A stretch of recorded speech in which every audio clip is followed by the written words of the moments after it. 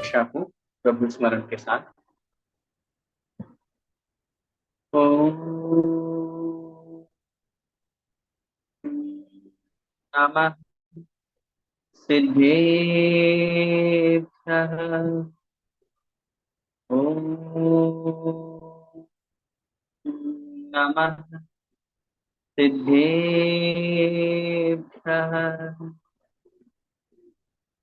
ओम नमः सिद्धेभ्यः।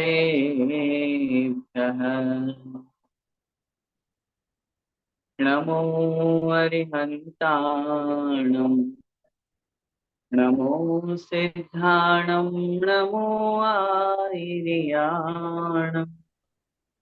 नमो वज्रायाणं नमो लोमे सव्यसायनम्। अनंत अनंत सिद्ध परमेश्वरी भगवान की जय। आदिम तीर्थंकर बड़े बाबा श्री आदिनाथ भगवान की जय। वर्तमान शासन नायक श्री विराट महावीर भगवान की जय। 24 तीर्थंकर भगवान की जय।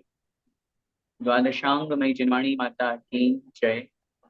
चारित्र चक्रवर्ती श्री शांति सागर जी महाराज की जय। संत शिरोमणि आचार्य भगवंत श्री विद्यासागर जी महामृगाज की जय।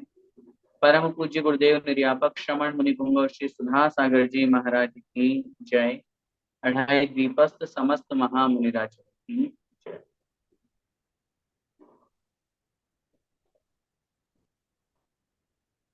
साप्ताहिक इस कक्षा में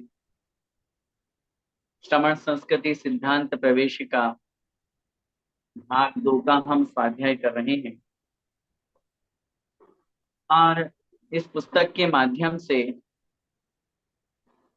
हम अपने श्रावकों के कर्तव्य के बारे में, हमें किन की पूजन करनी चाहिए किन की नहीं करनी चाहिए, संसार परिभ्रमण का जो मुख्य कारण है वो क्या है, हम संसार में जो भटक रहे हैं उसका कारण क्या है, हम जो व्यर्थ में दुखी होते हैं वास्तव में सामने वाला हमें दुखी करता है या फिर हम अपने कर्मों के निमित्त से, कर्मों के उदय से दुखी होते हैं। कोई भी कार्य की सिद्धि नहीं हो पा रही है तो पुरुषार्थ की कमी है या भाग्य की कमी है। इन सब बातों पर हम इन कक्षाओं में आगम के माध्यम से डिस्कस कर रहे हैं और निश्चित रूप से जैसा कि सभी को अनुभव भी हो रहा है और लग रहा है कि इस कक्षा का बहुत बड़ा फायदा हम लोगों को यहाँ पर हो रहा है। पिछली कक्षा में हमने मिथ्यात्व के बारे में समझा था। इस जीव का संसार में जो परिभ्रमण हो रहा है, यह जीव जो संसार में भटक रहा है, यह जीव जो अनादिकाल से संसार में है, उसके भटकने का सिर्फ एक ही कारण है और वो है मिथ्यात्व। इस बात को पिछली कक्षा में हमने बहुत अच्छी तरह से समझ लिया था। आइए अब उस मिथ्यात्व को छोड़ करके हम सम्यक्त की राह पर चलें, सम्यक दर्शन को अंगीकार करें। और जब हमने सम्यक दर्शन, सम्यक ज्ञान, सम्यक चारित्र रूप जो रत्नत्रय है हमारी इस आत्मा का कल्याण करने में महत्वपूर्ण साधन है, सबसे पहला साधन है, उसको यदि हम अपने जीवन में अपनाएंगे तो निश्चित रूप से हमारी आत्मा का कल्याण होगा। और उस रत्नत्रय तक पहुंचने से पूर्व, क्योंकि रत्नत्रय साधु मुनि महाराज धारण करते हैं, तो साधु बनने से पहले, रत्नत्रय को धारण करने से पहले हमें एक सच्चे श्रावक बनना आवश्यक। जब तक हम सच्चे श्रावक नहीं बनेंगे तब तक हम सच्चे साधु भी नहीं बन सकते। रत्नत्रय को धारण करने से पहले सम्यक दर्शन, सम्यक ज्ञान को प्राप्त करना होगा। श्रावक की योग्य क्या क्रियाएं हैं, श्रावक को क्या करना चाहिए, कैसे रहना चाहिए, कैसे उठना बैठना चाहिए, क्या खाना पीना चाहिए, किसका त्याग करना चाहिए, जीवन कैसे जीना चाहिए, यदि हम अपने जीवन को अच्छा बनाना चाहते हैं तो हमें उसके लिए क्या करना चाहिए, ये सारा का सारा वर्णन श्रावकाचार्य ग्रंथों में दिया हुआ है।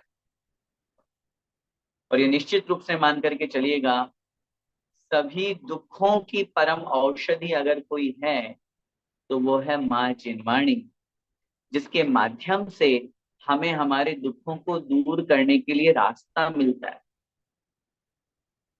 बहुत बार हमारे सबके जीवन में ऐसे अनेक विकल्प आते हैं, कोई काम अटक रहा है, कोई काम हमें करना है, किसी लक्ष्य की सिद्धि तक हमें पहुंचना है, हम क्या करते हैं।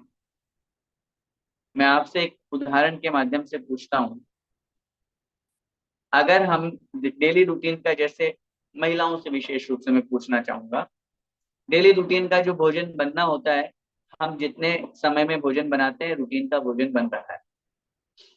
लेकिन अगर हमें कोई विशेष आयोजन करना हो, कोई पकवान बनाना हो, कोई अच्छी स्पेशल डिश बनानी हो, या और किसी त्योहार आदि पे अपन और अनेक जो स्वीट बनाते हैं, मिठाइयाँ बनाते हैं, उसके लिए कितनी तैयारी करनी पड़ती है, एक्स्ट्रा टाइम देना पड़ता है, तैयारी ज्यादा करनी पड़ती है, मेहनत ज्यादा करनी पड़ती है। कोई मेहमान घर में आ जाए तो उसके लिए तैयारी करनी होती है। क्यों? इन सब में जो, भले ही उस तैयारी में मेहनत हो रही है, भले ही वहां समय ज्यादा लग रहा है, लेकिन उसके बाद जो हम उस स्वीट डिश को खाते हैं, आनंद आता है, मेहमान को खिलाते हैं, जिस भी निमित्त से आपने वो एक्स्ट्रा मेहनत करी है, उस एक्स्ट्रा मेहनत का जो परिणाम है, वो परिणाम जब आपके सामने आता है तो कितनी खुशी मिलती है।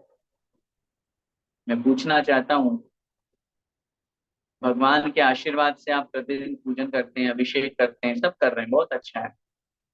लेकिन जब कोई आपको विशेष प्रयोजन सिद्ध करना हो, चल रही है इसके कारण से जिंदगी सब बढ़िया, लेकिन जब कोई विशेष प्रयोजन सिद्ध करना हो तो क्या करते हैं, विशेष काम करते हैं। जैसे वहां हमने एक्स्ट्रा मेहनत करी है, वैसे यहाँ पर आप एक्स्ट्रा पूजन कीजिए, एक्स्ट्रा विधान कीजिए, एक्स्ट्रा दान दीजिए, एक्स्ट्रा आप भावना भाइये, एक्स्ट्रा पाठ कीजिए, संकल्प पूर्वक आप प्रभु के चरणों में जो कार्य करेंगे, निश्चित रूप से सफल आएगी आएगी। श्रद्धा मजबूत होना। आज इस कक्षा में हम श्रावक उन 6 आवश्यकों के बारे में, 6 कर्तव्यों के बारे में, जिसके कारण श्रावक कहलाता है।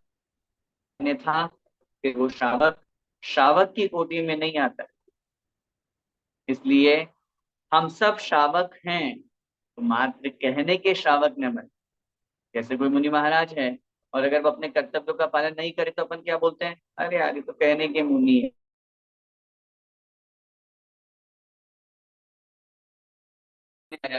लेकिन वैसे ही हम श्रावक हैं, तो हम इस बात का ध्यान रखें कि नहीं, हमें श्रावक के 6 आवश्यक कर्तव्य जो कहे गए हैं उनका पालन करना है।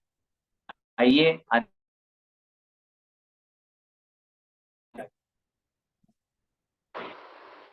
श्रावक के 6 आवश्यक कर्म, पाठ 4। प्रत्येक मानव सुख शांति चाहता है और सुख शांति धर्म कार्य से प्राप्त होती है। पहला ही सेंटेंस।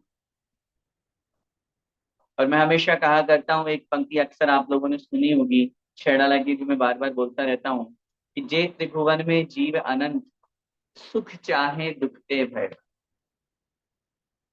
इन तीनों लोकों में जितने भी जीव हैं, जितने भी प्राणी हैं, वो सभी सुख चाहते हैं और दुख से भयभीत रहते हैं।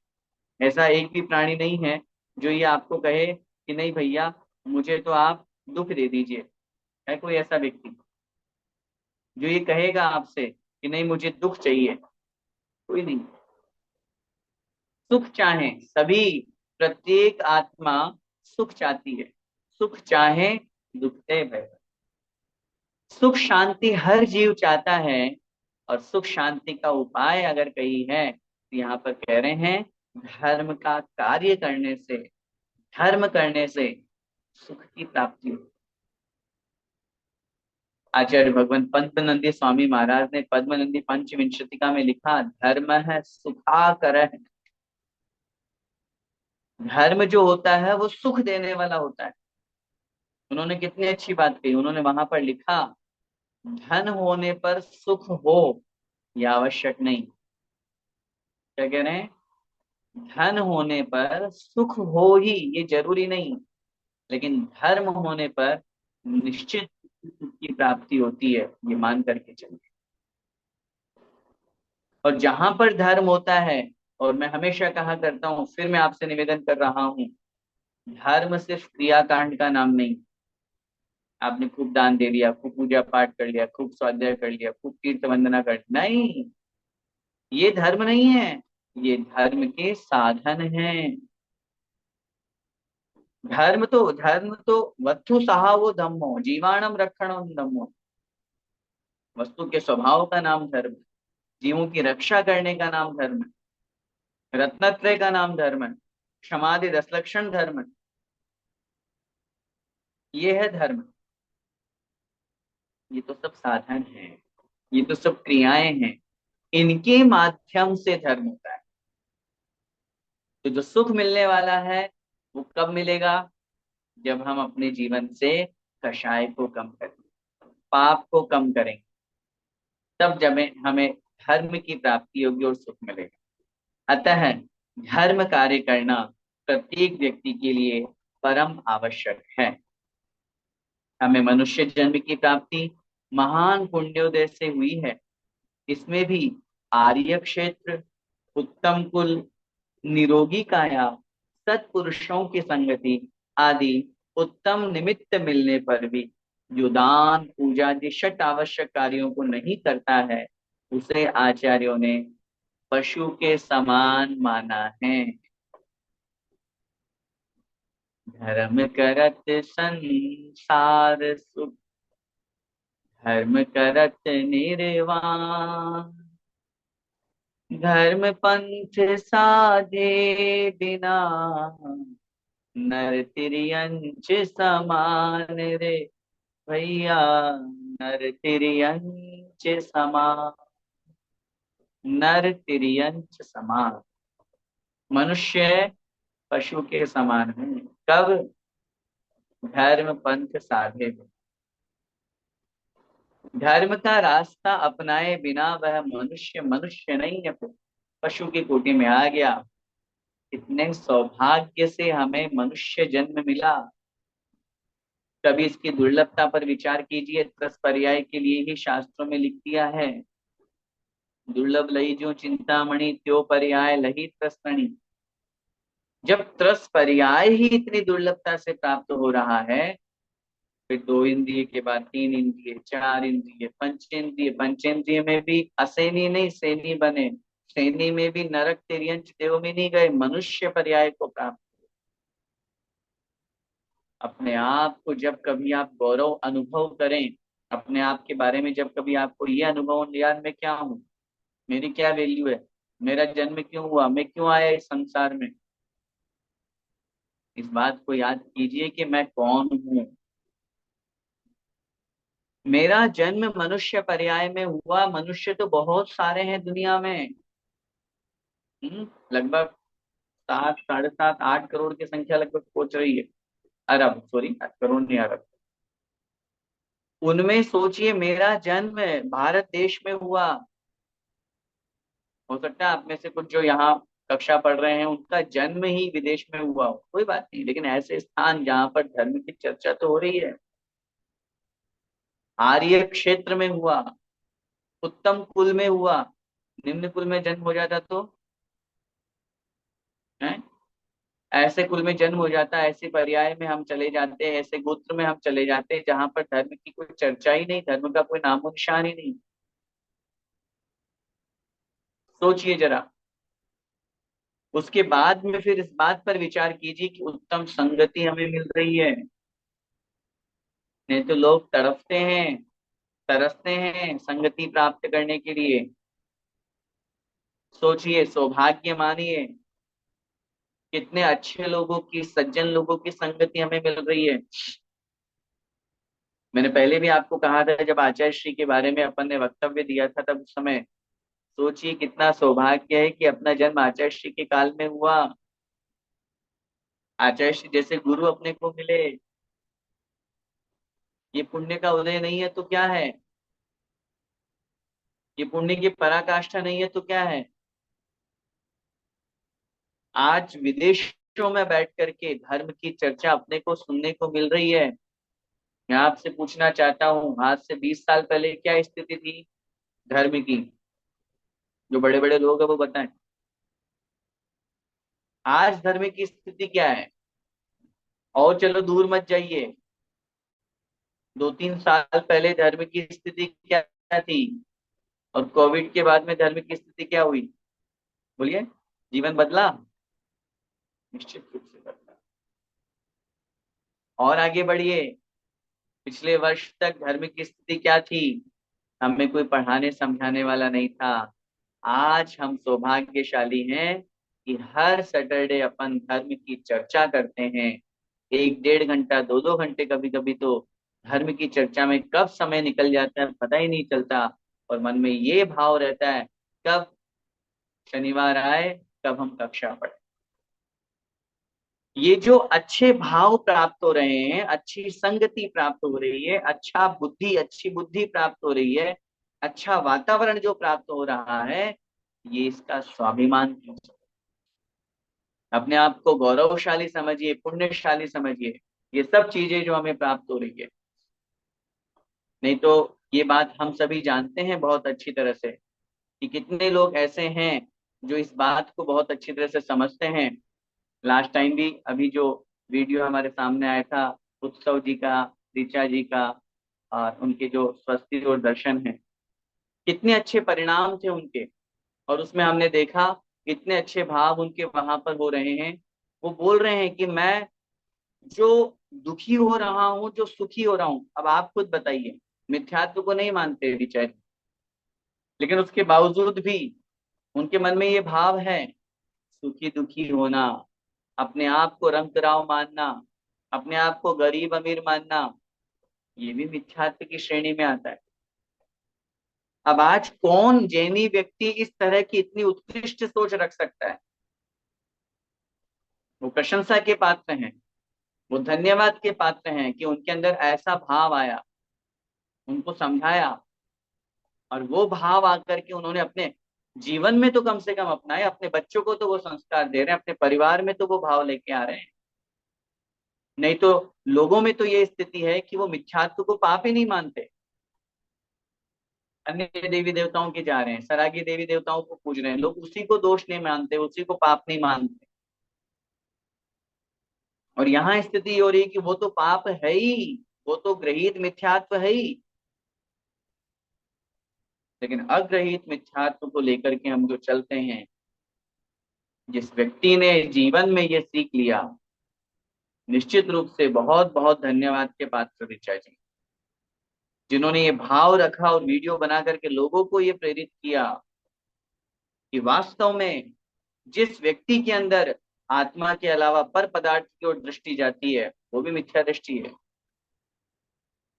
इतनी उत्कृष्ट दृष्टि किसकी जा सकती है? जिस व्यक्ति के मन में ये भाव आ जाए, ये जो दिख रहा है वो मैं नहीं हूं, जो देख रहा है वो मैं हूं, जिसके माध्यम से सुन रहा है वो मैं नहीं हूं, जो अंदर बैठा सुन रहा है वो मैं हूं। ये जो वस्तुएं मुझे मिल रही है, इनसे मैं सुखी हो रहा हूं, ये मेरी गलत धारणा है। सुख तो मेरी आत्मा के अंदर विद्यमान है, अनंत सुख, वो है वास्तविक सुख। जहाँ ऐसी उत्कृष्ट सोच और उत्कृष्ट ज्ञान जहाँ प्राप्त हो जाए, निश्चित रूप से समझिएगा आत्म कल्याण का समय आ गया। अब वो दिन दूर नहीं जब हम अपने आप को आत्मा की ओर ले जाने के लिए अग्रसर हों। लक्ष्य वही है हम सबका, हम सबका लक्ष्य वही है। और आज हकीकत देखिए, हर घर की कहानी, हर जीव की कहानी यही है, मैं सुखी दुखी में रंग राव, मेरे धन ग्रह भोजन कौन बोलता है ये मकान मेरा नहीं है? सब बोलते हैं ये मेरा मकान। सम्यक दृष्टि भी बोलता है ये मकान मेरा है, मिथ्या दृष्टि भी बोलता है ये मकान मेरा है। दोनों में अंतर क्या है? अंतर ये है, सम्यक दृष्टि ये विचार करता है, मैं अपने ही मकान मानूंगा, पड़ोसी का नहीं है ये। और अपना नहीं मानूंगा तो मैं अपने मकान में क्यों जा रहा हूँ, पड़ोसी वाले के घर में क्यों नहीं घुस रहा? वो उस मकान को अपना मानता है, लेकिन वो ये जानता है कि ये व्यवहार से मैं इसे अपना कह रहा हूं, निश्चय से तो ये शरीर भी मेरा नहीं है। ऐसा भाव जहां पर आए, निश्चित रूप से वो बहुत उत्कृष्ट भाव। और उन्हीं भावों को लेकर के आज अपन ये समझ रहे हैं, पढ़ रहे हैं। ये ज्ञान कहाँ से प्राप्त हो रहा है? इन कक्षाओं के माध्यम से, इन पुस्तकों के, इन जिनवाणी के माध्यम से। कितना सौभाग्य है हम लोगों का। यहाँ जो बात कह रहे हैं इस पुस्तक में और अब इस पाठ में जो अपन पढ़ रहे हैं, उत्तम कुल की प्राप्ति होना, निरोगी काया में, तो आज क्या स्थिति है? लोग पढ़ना चाहते हैं और कभी कोई हेडेक हो गया, कभी शरीर की स्थिति ठीक नहीं रही, सत्संगति की प्राप्ति, सत्पुरुषों की संगति आदि, इन सब निमित्त के मिलने पर भी, इन सब के निमित्त के मिलने पर भी, अब बताओ, इतना अच्छा मौका मिल रहा है। ना आपके कोई पैसे लग रहे हैं, ना आपको कहीं जाना है। चलो 10 लक्षण पर्व में तो आपको आना होता है, गाड़ी से चल के आना होता है, पैदल चल के आना होता है, 2 घंटे वहां पूरा सब तैयार होकर के आना होता है। यहाँ क्या करना है? इतना अच्छा माध्यम मिला है, आराम से बैठे बैठे। आप लोग तो वीडियो भी ऑफ करके बैठते हैं, तो वो भी चिंता नहीं है।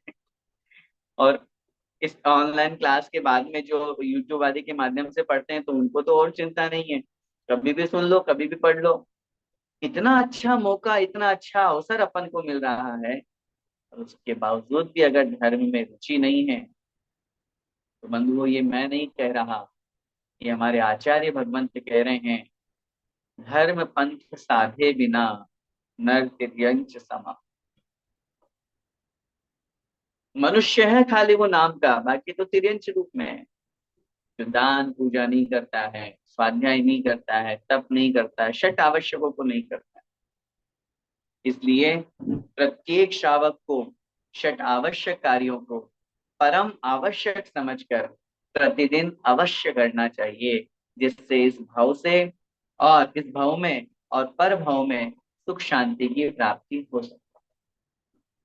सुख शांति प्राप्त करना चाहते हैं, तो एक ही उपाय है, धर्म कार्य, धर्म की क्रियाएं, धर्म करना।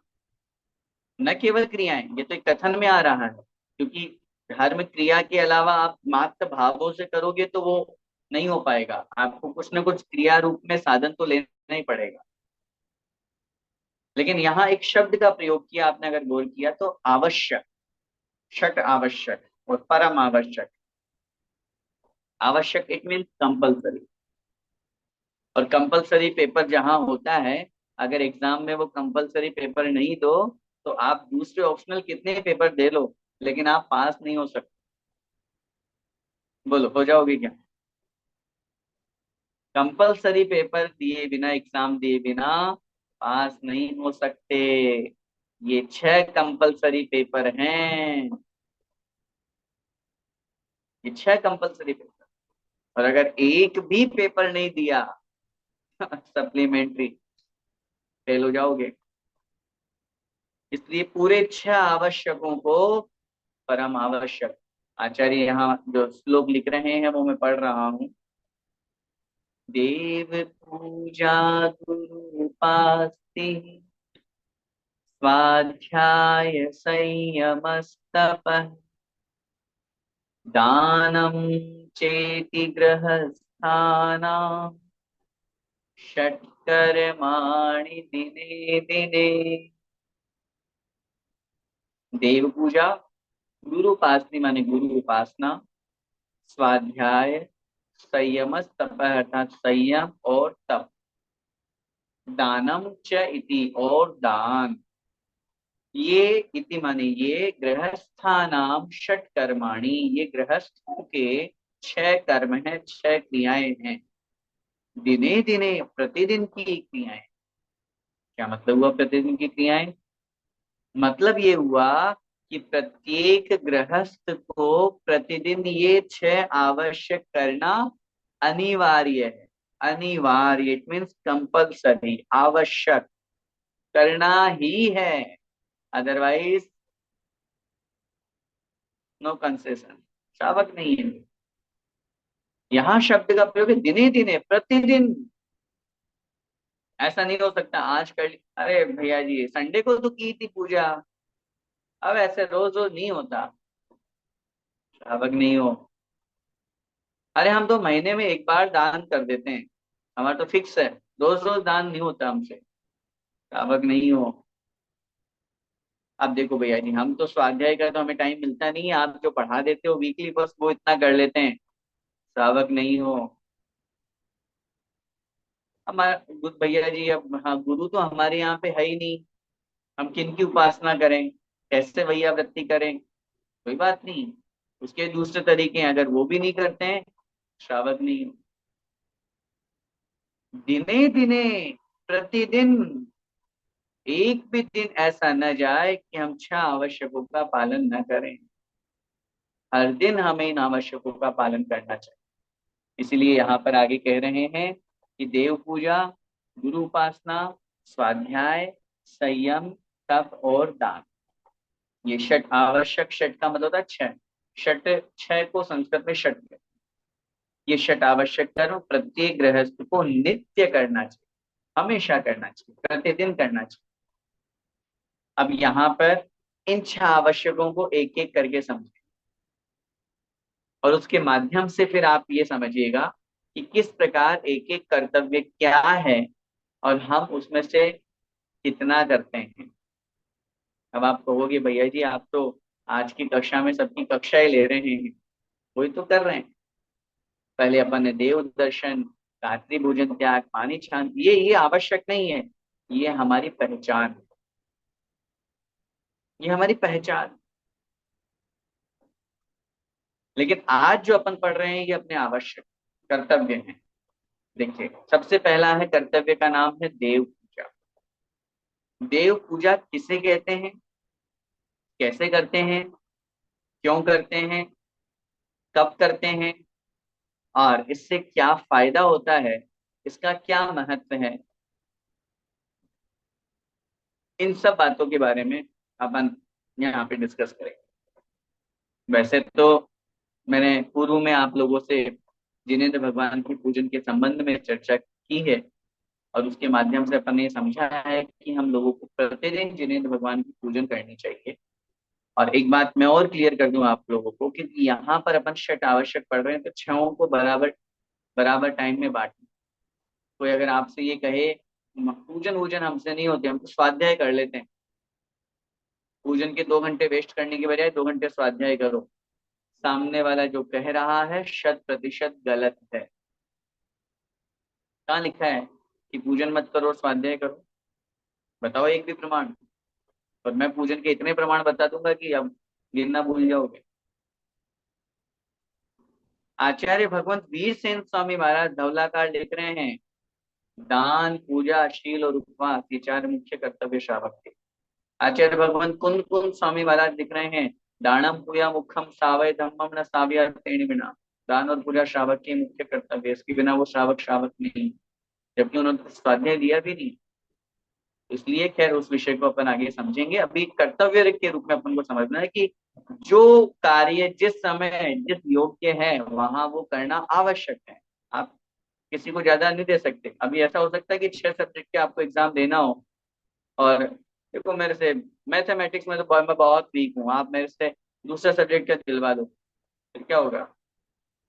फिर इसलिए जो, हाँ पासिंग मार्क्स तक तो आपको पढ़ना ही पड़ेगा, इतना तो आपको लाना ही पड़ेगा। हाँ ये हो सकता है कि भी किसी का मन किसी में कम ज्यादा लगता है, वो अलग बात, लेकिन जितना आपको करना है वो तो करना ही पड़ेगा। इसलिए यहाँ सबसे पहला कर्तव्य अपन समझते हैं जिसका नाम है देव पूजा। देव पूजा किसे कहते हैं आइए देखते हैं। मन वचन काय से भगवान जिनेन्द्र के गुणों का विशेष रूप से चिंतन मनन करना देव पूजा कहलाती है। मन वचन काय से, एक सूत्र आचार्य भगवान पूज्य पाद स्वामी महाराज ने तत्वार सूत्र की टीका जो सर्वार्थ सिद्धि ग्रंथ उसमें लिखा। उन्होंने कहा भक्ति किसे कहते हैं, क्योंकि वो भी पूजा का एक रूप है, इसलिए मैं कह रहा हूँ। गुणेश अनुराग भक्ति,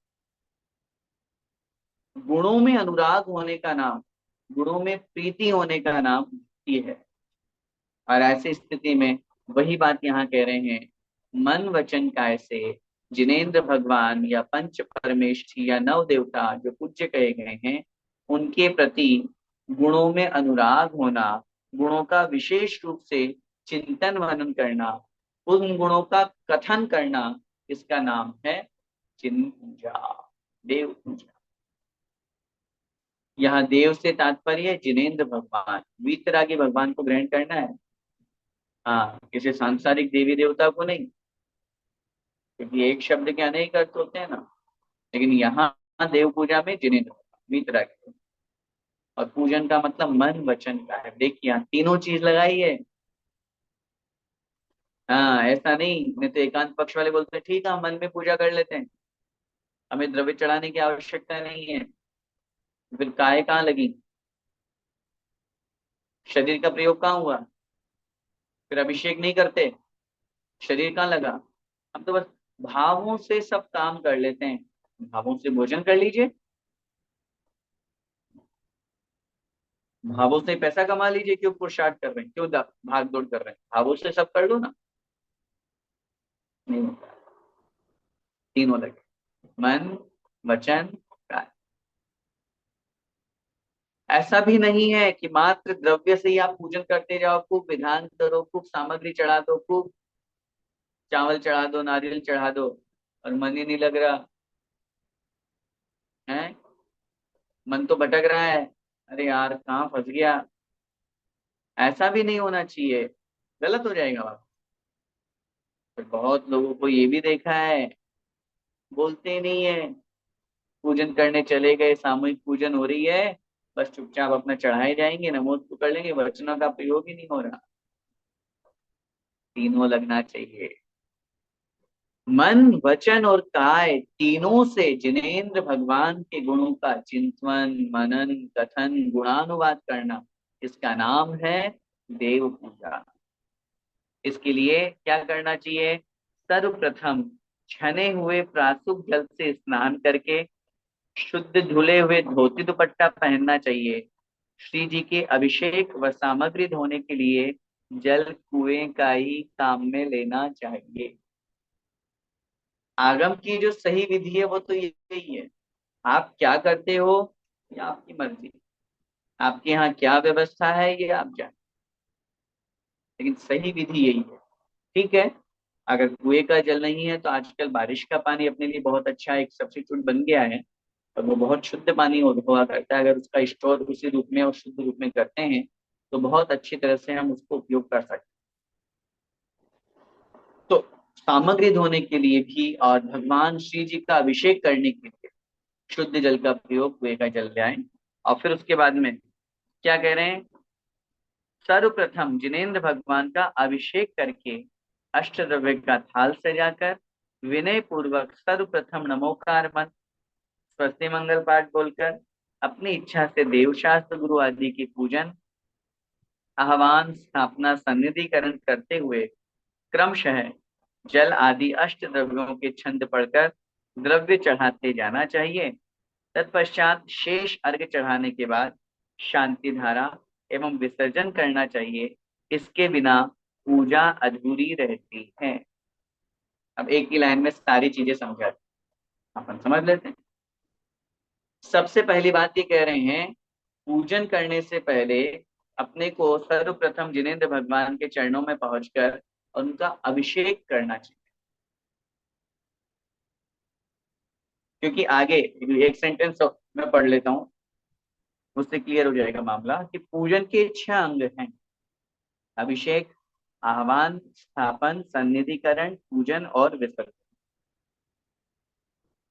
इन 6 के बिना हमारी पूजन अधूरी मानी जाती है। अगर ये 6 अंगों का हम पालन न करें, अगर इन 6 क्रियाओं को हम न करें तो हमारी पूजन अधूरी मानी जाएगी। इसलिए बहुत अच्छी तरह से सबसे पहला जो कर्तव्य है, सबसे पहली जो कर्तव्य में अभिषेक लिया गया है, हम श्रावक हैं। और श्रावक हैं और बड़े सौभाग्य से यदि हमें पुरुष पर्याय प्राप्त हुई है तो हम क्या करें, अभिषेक करना चाहिए। अब आप कहेंगे फिर महिलाएं क्या करें, अब अभिषेक देखिए ना, शरीर की मर्यादा के कारण से यदि आप अभिषेक नहीं कर पा रहे हैं, स्त्री पर्याय है, तो कोई बात नहीं, अभिषेक देखिए। लेकिन देखना भी कर्तव्य है, पूजन का वो एक अंग माना गया है। अभिषेक देखने से पहले, अभिषेक करने से पहले, अब करने वालों की मैं बात करूं विशेष रूप से, आपका जल शुद्ध होना चाहिए। शुद्ध जल ला करके उसको छानिए, छानने के बाद उसको जीवानी को यथास्थान पहुंचाइए, और यथास्थान जीवानी को पहुंचाने के बाद फिर आप उसको प्रासुत कीजिए, गर्म कीजिए। बिना अचित्त किए हुए जल से कभी भी भगवान का अभिषेक नहीं करना चाहिए। अगर आपने जल को अचित्त नहीं किया है, आप अभिषेक करने लोग योग्य आपने जल नहीं बनाया, और अभिषेक आप कर रहे हैं तो उसमें और देखिए ध्यान से, अभिषेक विधि है पूरी। ऐसा ही नहीं, उठाया भगवान को रख दिया और कलशा डाल दिया। हाँ, हो रहा आजकल, होता है बहुत सारी जगह पे। अज्ञानता के कारण से जहां पर लोग नहीं समझ पाते हैं, बस हमने नमोस्तु किया, भगवान को रख दिया आगे थाली में या पांडुशिला पर, लिया कलश, नमोकार मंत्र बोला, नमोस्तु किया, वापस कपड़े से मार्जन किया और रख दिया। आचार्य भगवान माघनंदी स्वामी महाराज ने अभिषेक पाठ की बहुत सुंदर विधि शास्त्रों में लिखी है। उसको पढ़ करके एक एक श्लोक वहां दिया हुआ है, उसके बाद क्या क्रिया करनी चाहिए। नमोकार मंत्र पूर्वक संकल्प लेना, फिर बाकायदा श्रीकार लेखन करना, 4 कलश स्थापन करना, भगवान को बड़े सम्मान के साथ में विराजमान करना, श्लोक बोल करके, मंत्र बोल करके, फिर उसके बाद कलश विराजमान करना, फिर अर्घ चढ़ाना, उसके बाद फिर कलश हाथों में लेकर के 4 लाइन श्लोक बोल करके, मंत्र दिया हुआ है बीजाक्षर का। इन बीजाक्षरों का, इन मंत्रों का बहुत बड़ा महत्व है। ऐसा ही नहीं लिख दिया ये आचार्य भगवान मानतम स्वामी महाराज, एक एक अक्षर, एक एक बीजाक्षर बहुत महत्वपूर्ण, वो बोलना चाहिए। और फिर वो बोल करके बहुत अच्छी तरह से विनय पूर्वक दोनों हाथ में कलश लेकर के और भगवान का अभिषेक करना चाहिए। क्योंकि अगर हम सामने से अभिषेक करेंगे तो एक तो पीठ हो जाएगी पीछे वालों को, इसलिए हमेशा भगवान के दोनों ओर से अभिषेक करें, साइड से थोड़ा सा ऐसे ट्रायंगल बना करके, ताकि अभिषेक भी बहुत अच्छे से हो जाए और सामने वाले को, वो जो देखना चाह रहे हैं, देखने वाले हैं, उनको दिख जाए। फिर विनय पूर्वक उसी में सारी सब प्रोसेस दी हुई है। फिर अर्घ्य चढ़ाना चाहिए, अर्घ्य चढ़ाने के बाद मार्जन का मंत्र दिया हुआ है, भगवान को बहुत विनय, क्या लिखा वहां पे, भगवान का अभिषेक करने के बाद भगवान को कैसे मार्जन करना है। जैसे आप छोटे से बच्चे को नहलाने के बाद बहुत धीरे धीरे पोंछते हैं, सॉफ्ट कपड़े से पोंछते हैं, उसको कष्ट ना हो इस तरह का भाव रहता है। ऐसे ही बहुत विनय पूर्वक, 3 लोक के नाथ जिनेन्द्र भगवान का आज मैं स्पर्श कर रहा हूँ, जिनेन्द्र भगवान का आज मैं अभिषेक कर रहा हूँ, जिनेन्द्र भगवान की आज शांति धारा कर रहा हूँ, ये भाव वहां पर उपस्थित है। इतना इतना विनयवान होकर के रवि,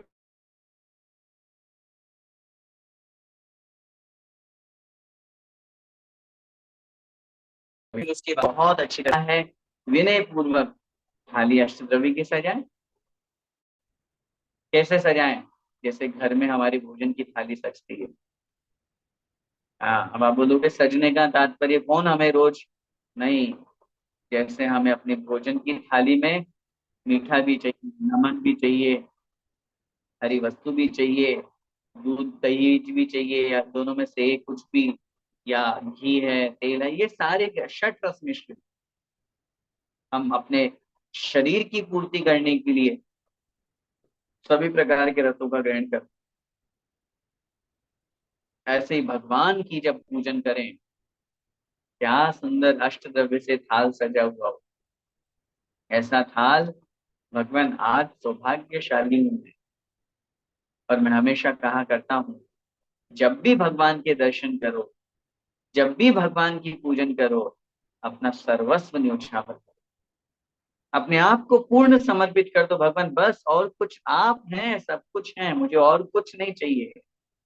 और पूजन करते समय आनंद के साथ में बस मैं और मेरे भगवान, और तीसरा कोई नहीं। जब अकेले पूजन करो। कहीं सामूहिक पूजन की व्यवस्था हो तो अलग बात है, उसमें थोड़ा बहुत आमने सामने वाले को देखना पड़ता है, लेकिन फिर भी एक एक लाइन पढ़ते हुए, और बहुत अच्छा ये हो, मैं फिर निवेदन करूंगा, बहुत अच्छा ये हो कि आप उन श्लोकों को, उन हिंदी की लाइंस को पढ़ते समय अर्थ भाव मन में पड़ा। अगर मन में अर्थ नहीं आएगा, अब आप बोलो श्रीमज्जिनेन्द्रमभिवन्द्य जगत्त्रयेशम स्याद्वादनायकमनंत चतुष्टयार्हम् श्रीमूल संघ सुदृशां सुकृतेक हेतु जैनेन्द्रिय विधिरेश मयाभ्यधायि। अब आपने 4 लाइनें बोल ली, अब आपको इसका मीनिंग ही नहीं पता। अब बिना मीनिंग के आप बोल तो लोगे, पूजन तो होगी, डोंट वरी, डाउट नहीं है, लेकिन वो पूजन फिर आपकी बिना भावों की हुई। भाव उतने नहीं लग पाए, क्यों नहीं लग पाए? अर्थ ही नहीं पता। अर्थ जानने के लिए आप लोगों के पास में सार्थक जिन पूजा अवेलेबल है, आप उसके माध्यम से अर्थ जानिए, और नहीं अवेलेबल तो आप विकास भैया को, उनकी टीम में से किसी को आप कहें, वो अवेलेबल करा देंगे आपको। तो एक एक, मैं ये नहीं करें कि रोज एक एक पूरे शब्द का अर्थ पढ़ो। अब रोज पूजन करनी है, अगर एक दिन में एक श्लोक भी पढ़ लिया तो आपके हो जाएंगे महीने 2 महीने में पूरी पूजन की किताब का अर्थ जान लोगे। और नहीं भी इतना टाइम है तो आप उस पुस्तक को साथ में लेकर के पूजन कीजिए, तो अपने आप धीरे धीरे थोड़ी थोड़ी दृष्टि उन अर्थ पे चली जाएगी, समझ में आने लगेगा। क्योंकि समझ करके पूजन करोगे तो आनंद आएगा, अदरवाइज तो नहीं। और बड़े विनय पूर्वक, जैसे मैंने कहा, सबसे पहला पाठ कौन सा है? विनय पाठ। और हम लोग उसको तो ऐसे ही बोल देते हैं, चलते फिरते ही या फिर वो साथिया बनाने में लग जाते हैं और इधर विनय पाठ चल रहा है। ये सब क्रियाएं पहले ही कर लो, सामग्री पहले ही धो लो, उत्तम से उत्तम सामग्री ला करके सजाओ, फिर रखो, उसके बाद नमोस्तु करके सब कुछ बना करके और फिर विनय पाठ शुरू करो। एक एक लाइन का आनंद लीजिए, भगवान क्या कह रहे हैं, क्या कह रहे हैं विनय पाठ में। राग सहित जग में रुलियो मिले सरागी दे, संसार में भटक रहा हूं मैं, खूब सरागी देवी देवता मुझे मिले, वीत राग भेटियों अबे मेटो राग। आज पहली बार मुझे वीतरा की भगवान से भेंट हुई है, भगवान मेरा राग समाप्त कर दी। हर लाइन को बहुत अच्छे से पढ़ करके भाव लगे। उसके बाद जो विधि बताई गई है, नित्य नियम की जो प्रारंभिक है, ओम जय जय जय बोलते हुए नमोकार महामंत्र का उच्चारण, चरतारी दंडक है। इसके बाद में आपका जो अपवित्र है पवित्र वह, फिर उदक चंदन के अर्घ हैं, श्रीमद जिनेन्द्र आदि बोल करके 24 तीर्थंकरों का स्मरण, और फिर उसके बाद में 64 रिद्धिधारी मुनि महाराजों को नमोस्तु करते हुए उनसे वंदन मंगल के काम। अब आप कुछ सोचिए कि 64 रिद्धिधारी मुनि महाराज कितने पावक हो रहे हैं, और एक एक रिद्धि का वर्णन पढ़िए उसमें, उस पुस्तक के माध्यम से आपको ऐसे आनंद आएगा कि वाह, पता ही नहीं था। श्लोक तो आप बोल रहे हो, जंघानल श्रेणी फलाम्बुतंतु प्रसून बीजांकुरचारिणा नभुंगण स्वैरविहारिणश्च स्वस्ति क्रियासु परमर्शयो नः। अब इसका मतलब क्या होता है? जंघा, अनल, श्रेणी, फल, अंबु, तंतु, प्रसून, बीज, अंकुर। अब इनका मतलब भी नहीं पता, आप पढ़ोगे जब आनंद आएगा। अच्छा, ऐसे भी मुनि महाराज होते हैं, तंतु पे चलते हैं। तंतु का मतलब धागा, और इतना पतला धागा जो मकड़ी का जो जाल बुनती है मकड़ी, वो धागा कितना पतला होता है, उस पर मुनि महाराज चलते हैं। उसके बावजूद भी वो धागा टूटता नहीं है और ना जिनको कष्ट होता। फल की पत्तियों पर, पत्र पर, फल पर मुनि महाराज चले लेकिन उनको कष्ट नहीं हो। अनल, अग्नि की शिखा पर चले। जंघा, बिना ये जंघा जो अपने घुटने हैं इनको मोड़े बिना बस चल रहे हैं सीधे। ये तो मैंने संक्षेप में बताया, तो ऐसे एक एक रिद्धि के बारे में समझ। जब आनंद आता है, क्षीरस्रावी रिद्धि, मधुस्रावी रिद्धि, अक्षीण महालय रिद्धि, इन सब का वर्णन पढ़ते हैं। तो ये सब 64 रिद्धियों का वर्णन। फिर उसके बाद में देवशास्त्र गुरु कार्य चढ़ाइए। और मैं बहुत क्लियर कहता हूँ, हमेशा कहता हूँ, अगर आपके पास में समय कम है और आपको लगता है कि नहीं मुझे समय कम है, एक ही पूजन करनी है, तो कोई बात नहीं, आप एक पूजन, कोई से भी एक पूजन, कोई जरूरी नहीं है फिर आप रोज के रोज देवशास्त्र गुरु ही करें। आप एक एक पूजन करें, कोई आपत्ति नहीं। कभी देवशास्त्र गुरु कर ली, कभी 24 तीर्थंकर की आपने पूजन कर ली, कभी आपने 24 तीर्थंकरों में से किसी की पूजन कर ली, कभी किसी पर्व की पूजन कर ली, कभी किसी भगवान का कोई कल्याणक आ रहा है तो उसकी आपने पूजन कर ली, वो आप कर सकते हैं, उसमें कोई आपत्ति नहीं। तो वो करें और फिर उसके बाद में शेष के अर्घ्य चढ़ाएं। अब जब पूजन करेंगे तो पूजन में आपका आह्वान, स्थापन और सन्निधिकरण तीनों ही होगा। और फिर उसके बाद में अष्ट द्रव्य चढ़ाएं। यही तो पूजन है मेन।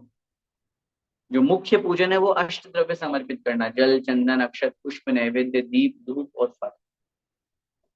ये अपने लिए महत्वपूर्ण पूजन। और फिर उसके बाद में शांति पाठ और विसर्जन, ये बहुत जरूरी है। क्योंकि बहुत बार बहुत जल्दी जल्दी में लोग शांति पाठ नहीं बोलते, सीधा विसर्जन कर देते हैं। तो शांति पाठ और विसर्जन जरूरी है, ताकि हमारा वो पूजन संपूर्ण माना जाएगा। तो विसर्जन शांति पाठ के माध्यम से होता है, तो वो बोल करके और फिर अपन वहां पर विसर्जन करें। और क्योंकि जब अपन विसर्जन करते हैं, और विसर्जन में भी फिर मैं वही बात कहूंगा, उतनी ही विनय पूर्वक। अब अपन विसर्जन में क्या बोलते हैं बताओ?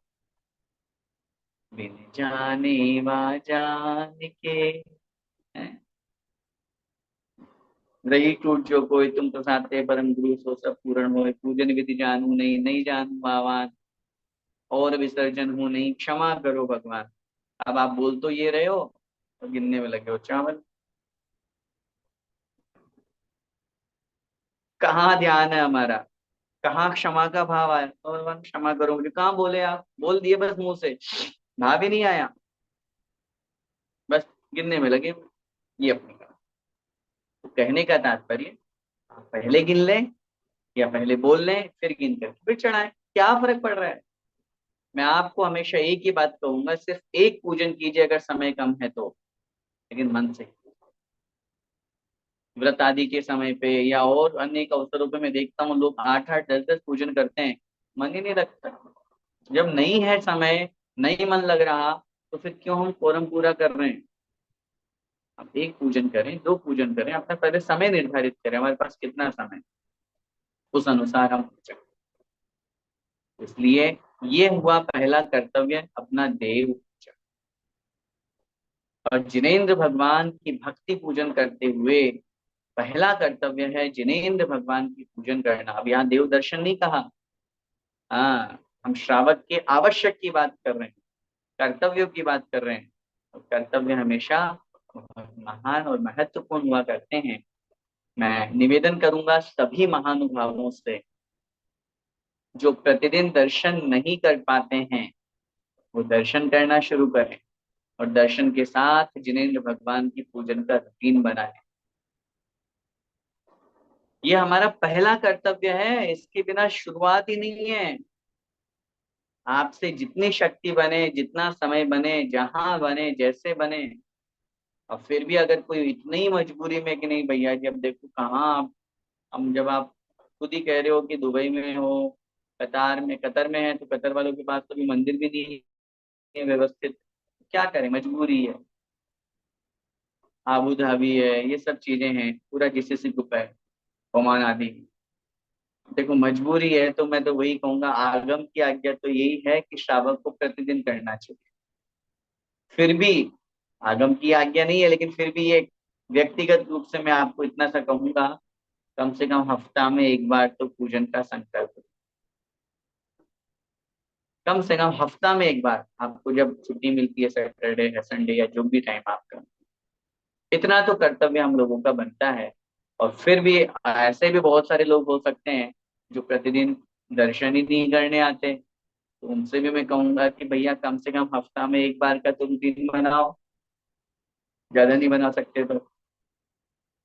वो उनके लिए जो बहुत दूर रहते हैं, हाँ, नहीं तो कहीं उल्टा कर दो, जो डेली जा रहे हैं वो हफ्ता में एक दिन जाने लग जाए। डिमोशन नहीं करना, आगे बढ़ना, ये उनके लिए कहा गया है। समय आपका हो रहा है आज का। अगली कक्षा में अपन शेष 5 कर्तव्यों के बारे में समझेंगे। आज अपन ने 6 कर्तव्यों को संक्षेप में समझ के देव पूजा पर विशेष चर्चा की। और निश्चित रूप से जब हम अष्ट द्रव्य प्रभु के चरणों में समर्पित करते हैं, उसका एक बहुत बड़ा प्रभाव होता है। सिर्फ भगवान का गुणानुवाद नहीं हो रहा है, अपनी सामग्री प्रभु के चरणों में लग रही। सोचो, आपने, अब अभी गुरुपासना की बात आएगी आगे, लेकिन हमें उदाहरण याद आ गया।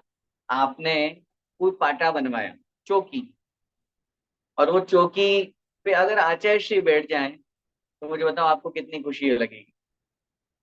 आज तो मेरा पैसा, मेरी चौकी धन्य हो गई है। पूछो अभी अशोक भाई जैसे ये जाके आए आचार्य श्री के पास में, आनंद की बाहर कितनी आ रही है उनको। क्यों? अपना द्रव्य लग गया गुरु चरणों में। ऐसे ही अपना द्रव्य प्रभु चरणों में लग जाए, कितना आनंद मिलेगा। और उस द्रव्य को लगाने का साधन अगर कोई है, जिनेंद्र भगवान की पूजन, उत्तम से उत्तम सामग्री प्रभु के चरणों में समर्पित कर, यही तो भगवान की पूजन है। मैं आपको कह रहा हूँ, पूजन सिर्फ गुणानुवाद नहीं है, सामग्री प्रभु के चरणों में समर्पित करने का उत्तम साधन है, त्याग करने का, दान करने का महत्वपूर्ण साधन है। और प्रभु के गुण जब गाएंगे तो हम प्रभु जैसे बन जाएंगे। हमें अपने आत्मा को वैसा बनाना है जैसा प्रभु है, तो वो गुणानुवाद करेंगे, तभी हमें समझ में आएगा। इतने सारे फायदे और इतना सारा महत्व प्रभु के पूजन से हुआ करता है, इसलिए हम सब उस पूजन में लगें, पूजन में संलग्न हो, और देव पूजन जो प्रथम कर्तव्य है उसको हम प्रतिदिन करके अपनी आत्मा का कल्याण करें। इसी मंगलमय भावना के साथ बोले द्वादशांग जिनवाणी माता।